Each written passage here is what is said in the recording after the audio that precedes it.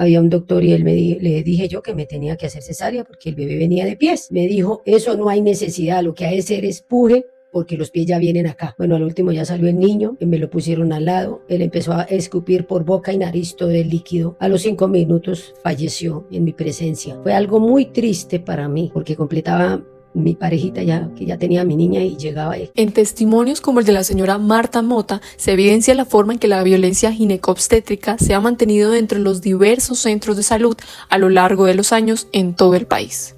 La violencia obstétrica es una forma de violencia de género e institucional que afecta a cientos de mujeres antes, durante y después del parto, siendo víctimas de tratos deshumanizados, medicalización excesiva y negligencia médica, muchas veces sin saber que están siendo violentadas. Ante esto, hablamos con diversos profesionales de la salud para conocer su visión dentro de esta problemática.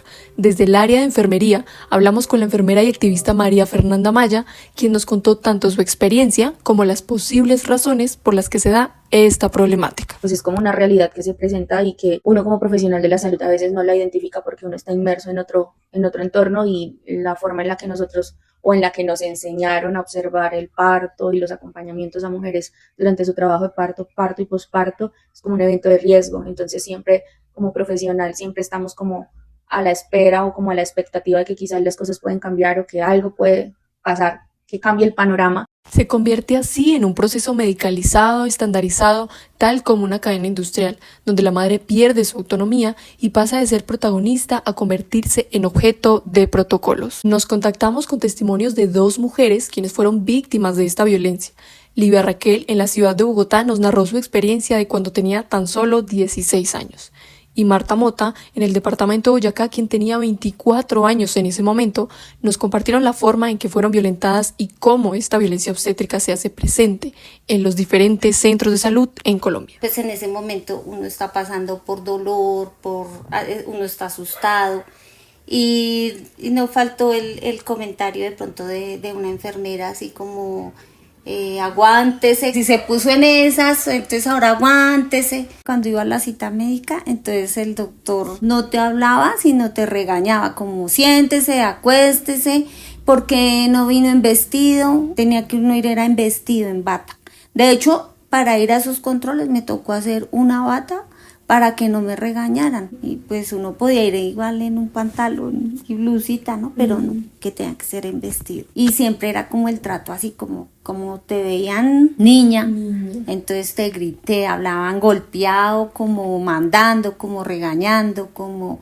De hecho, no me gustaba ir a los controles por eso. Para mí, como era mi segundo hijo, pues fue como muy triste porque ya en mis controles prenatales que tenía, el doctor ya me había dicho que me tenían que hacer cesárea, y entonces cuando llegué a la clínica, Sogamoso, había un doctor y le dije yo que me tenía que hacer cesárea porque el bebé venía de pies. Me dijo, eso no hay necesidad, lo que hay que hacer es puje porque los pies ya vienen acá. Pero entonces fue una experiencia muy dura para mí, porque yo también casi me voy con mi hijo, porque que puje y puje y el niño no salía. Bueno, al último ya salió el niño, me lo pusieron al lado, él empezó a escupir por boca y nariz todo el líquido. A los 5 minutos falleció en mi presencia. Fue algo muy triste para mí, porque completaba mi parejita ya, que ya tenía a mi niña y llegaba él. Después el doctor me dijo, empecé a gritar y a llorar porque me di cuenta que el niño había fallecido. No sé qué le dijo a la enfermera en secreto, ella se me acercó con una aguja y quedé dormida. Eso fue en las horas de la mañana y me vine a despertar ya en mi habitación, que me tocaba como a las 10 de la noche. Al pie mío había otra señora con un bebé. De inmediato me acordé de mi hijo. Me paré, no pensé en nada en mí que me pasaba ni nada, y me fui a buscar a las enfermeras y a decirles que a dónde estaba mi hijo. Ellas me dijeron, por allá está en el anfiteatro con los otros muertos. Eso fue muy duro para mí. Dije, pero yo quiero verlo, sí, yo sé que mi hijo se murió porque me di cuenta de que él se murió. No, vaya, acuéstese, que eso le hace daño, vaya, acuéstese.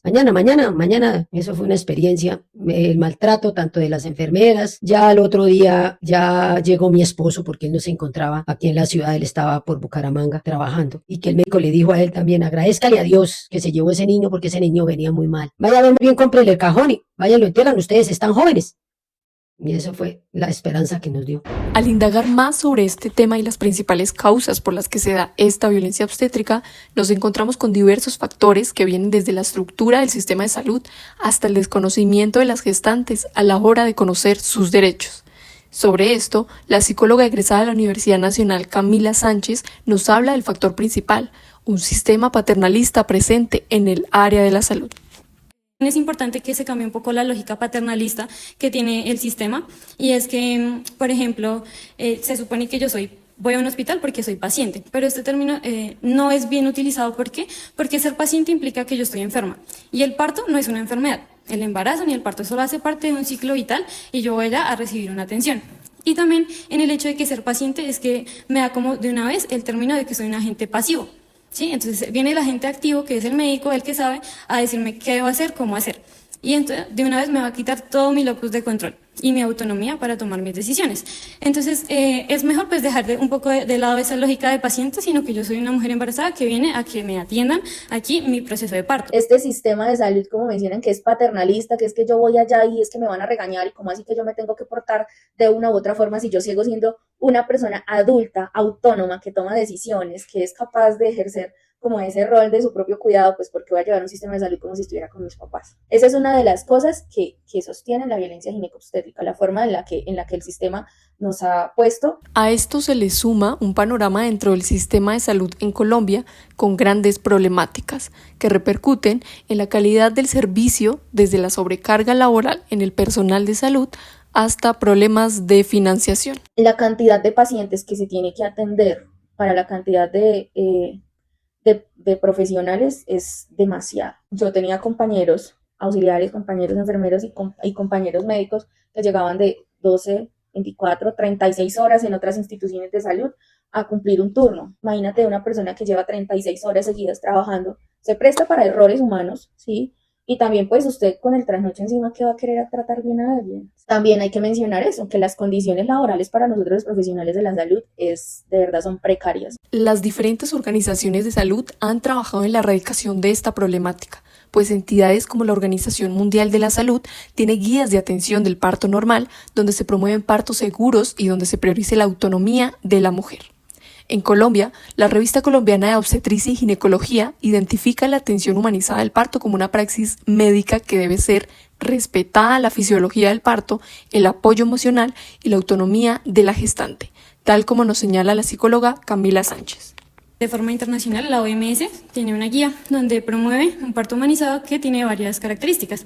La primera, que busca el respeto, luego la dignidad y la autonomía de la mujer. ¿Esto en qué se basa? Se lleva a cabo mediante la información. Entonces, que sea un parto informado donde la mujer pueda tomar decisiones sobre cómo, por ejemplo, cómo tener a su hijo, ¿sí? En qué posición, si es lateral, de cuclillas, sobre técnicas de manejo del dolor, técnicas que no solo sean farmacológicas, sino que existen otros como opciones, digamos en el ámbito psicológico. Está las técnicas de respiración, relajación progresiva de Jacobson, técnicas de imaginería y técnicas de distracción. Toda esta información es muy importante que la tengan las mamitas a la hora de llegar a su parto. ¿Por qué? Porque pueden manejar su dolor de una manera mucho mejor, entonces hacer que el parto no sea como tan obstaculizado. Prácticas rechazadas por la OMS como las episiotomías sin consentimiento siguen ocurriendo. Estas violencias pueden dejar secuelas físicas graves y emocionales permanentes. En cuanto a consecuencias, podemos verlas en cuanto a consecuencias físicas y también psicológicas. Para la mamita existen muchos procedimientos que se hacen que ya como rutina se tienen, pero realmente no son beneficiosos y por el contrario lo que hacen son generar complicaciones. Entonces, por ejemplo, está el caso de la episiotomía, que es que por abrir como un poco más el canal vaginal se hace como una rajadurita para que se supone que abra más, pero esto no es así. Y lo que sí va a generar es que va a haber desgarros de tipo grado 1, grado 2, puede haber hemorragias, infecciones, puede haber incontinencia urinaria e incontinencia fecal, puede generar dolor. Por ejemplo, el hecho de que hayan tantas cesáreas injustificadas puede generar, como cualquier operación, riesgo de infecciones, de hemorragias, que se podrían evitar si esto no se hace. Y esto no solamente hay que verlo en términos de lo que pasa en físico, sino de la repercusión que tiene en la mujer. Entonces, por ejemplo, si yo tengo incontinencia fecal, ¿cómo puedo reingresar a mi trabajo? ¿Cómo puedo cuidar a mi niño? ¿Cómo puedo salir a sus citas? ¿Sí? Entonces, esto me va a quitar mucha funcionalidad, puede afectar mi autoestima, mi capacidad de autoeficacia. Puede generar también trastornos de sueño por el estrés que genera. Se tiene que la violencia obstétrica aumenta la probabilidad de depresión postparto hasta en 6 veces. Puede generar el síndrome de estrés postraumático, que en resumidas cuentas tiene un componente fisiológico muy importante, y es porque cuando las mujeres están dando a luz se empieza a liberar una hormona que se llama oxitocina. La oxitocina lo que hace es que viene a ayudarnos a generar estas contracciones y que se abra el canal vaginal. En cuanto al bebé, puede tener puede haber fracturas por el uso de forceps o herramientas para ayudar a sacar al bebé. Puede generar problemas respiratorios porque el niño no puede, por el hecho de no tener un parto, pues como normalmente se tiene, puede que quede con líquido amniótico en los pulmones, entonces puede generar estos problemas respiratorios. De esta manera evidenciamos cómo estos temas de violencia obstétrica y de parto humanizado en Colombia aún son nuevos y en muchos casos evadidos por los diferentes centros de salud en el país. Sin embargo, desde 2022 se aprobó como mayor herramienta jurídica la Ley 2244, la cual otorgó una serie de beneficios y autonomía para las mujeres en estado de embarazo, tal como nos explica la estudiante de último semestre de la Universidad Libre, Laura Bonilla. Esta ley principalmente establece unos derechos a las mujeres y personas gestantes para que pues sean exigidos tanto en el embarazo como en el parto como en el posparto. Y además establece unas obligaciones para las entidades prestadoras de salud, para las IPS. Algo novedoso que establece esta ley y que antes no se tenía es, por ejemplo, el derecho que las mujeres tengan de ser informadas de la posibilidad de tener parto o posibilidad de parto natural o posibilidad de tener una cesárea, cosa que antes pues no se establecía. Otra cosa así como nueva es que también deben ser informadas sobre la posibilidad de tener un parto vertical si así lo desean. En esta ley se establece la posibilidad de que la mujer, primero, sea informada sobre este derecho que tiene y segundo, pues de que efectivamente pueda elegir quiero tener un parto de forma vertical. Además, se establece como un marco de atención en salud integral, es decir, no aborda simplemente el parto, sino que aborda planes prenatales, no sé si el término está bien, pero bueno, estos planes antes del parto, de seguimiento, de un control, y no solo un control médico, sino además un control psicológico. Entonces habla que en el momento del parto no se va a tener simplemente personal de salud como ginecos o personal de obstetricia, sino que además se debe tener atención psicológica, o bueno, para acompañar a la madre en todo el momento, en si hay depresión postparto o si hay algún caso de un duelo en el parto. La ley también establece la posibilidad de estar acompañada en el parto o en la cesárea, cosa que en la mayoría de veces no se permite. Siempre la mujer